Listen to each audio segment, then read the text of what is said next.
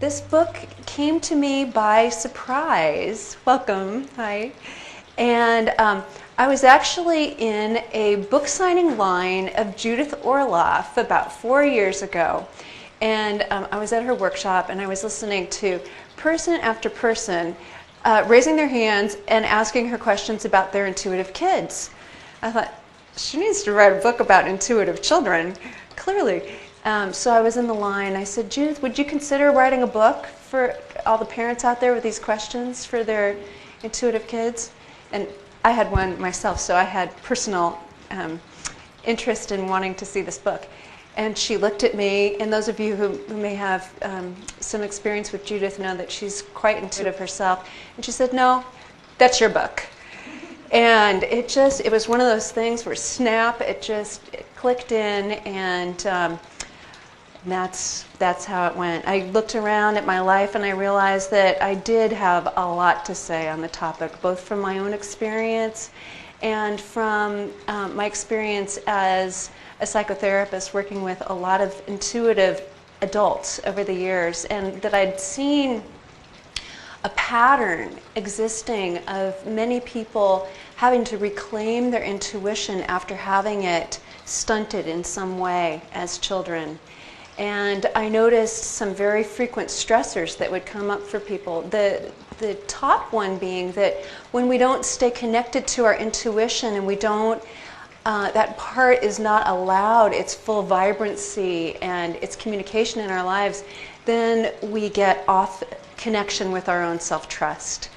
So in order for an intuitive to be able to be really in alignment with their self-trust, then that intuition has to be able to be, expressed in life. And the other piece that it turns out is important is learning how to deal sometimes with the stressful side of having intuition acting at a higher level in your life too. So I had a lot of experience working with the adults, and at the same time the children were coming.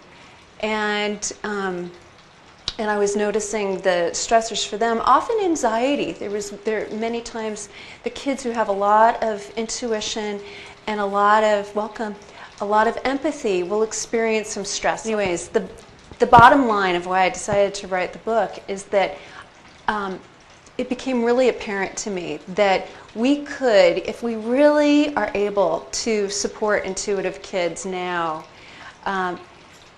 save them a lot of time trying to figure out how to reawaken these gifts or to let go of the stress. So that's my hope with supporting the children of today who have these gifts. So I'm going on the assumption that most of you know what intuition is, our ability to know something at that gut sense, that place that bypasses the rational mind. And my definition of it is quite loose, and I try to stay really very open with bringing in the energetics of it too, so we'll be looking at that a little bit tonight. And then when I say highly intuitive child too, I'm also bringing in high empathy for kids too. So that ability to feel for somebody else, that visceral knowing of being able to step into somebody else's experience and have deep empathy. Not from the place of, gee, I think I'd like to get into your experience and empathize with you, but just automatically going into that place. Some of the people that I interviewed, the elders from around the world, who I checked in with to find out what are they doing in their indigenous tribes to be able to support these children. What kind of support has been there throughout time, because this is nothing new. Even though the conversations about how we support intuitive children seem to have this flavor of there's something new on the planet or the kids are new, and we get that with the conversations about indigo children or crystal children. There's lots of different labels that are popping out there. And one of the things that I wanted to address is that I see intuition running through many of those conversations about the new ways of being able to perceive kids.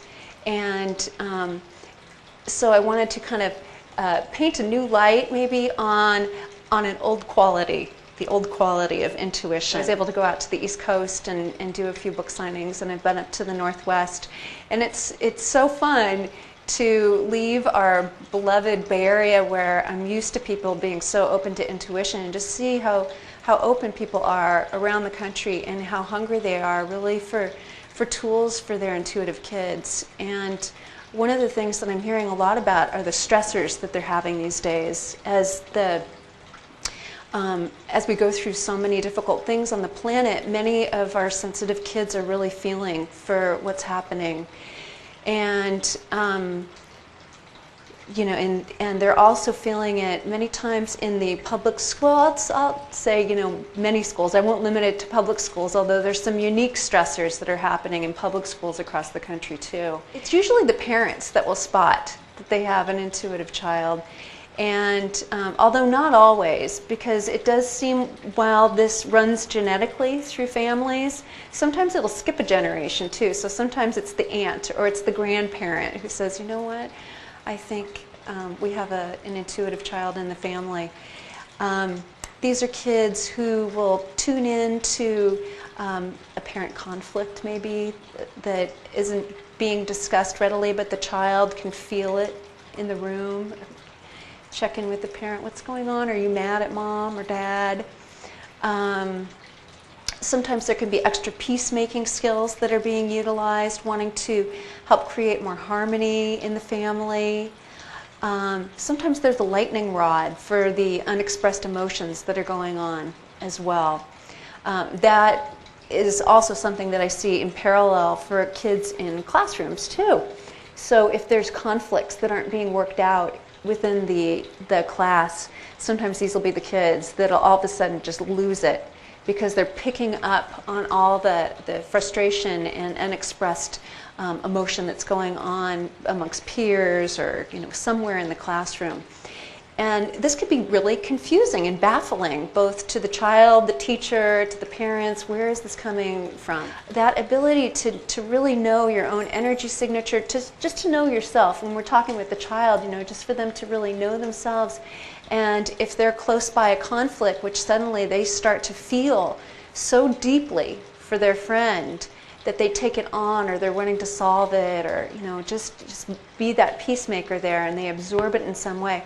If they don't know how that process works for themselves, they may be, unbeknownst to them, really adding in more and more stress. So part of what's important is to be able to go, is this mine or does this belong to somebody else? Then if they can differentiate that, and again, these things can take a long time to learn too, but if they can differentiate it, then they can release that. And there's also some other ways that they can also get busy with being able to release it too, and I call this energy hygiene. And one of my favorites is if you have a child who's picking up on, or this is great for us as adults too, if we've had a really stressful day or we've been around a lot of negativity too, coming home to be able to really have your own daily practice where you can let go of the emotions that you may have picked up on from other people.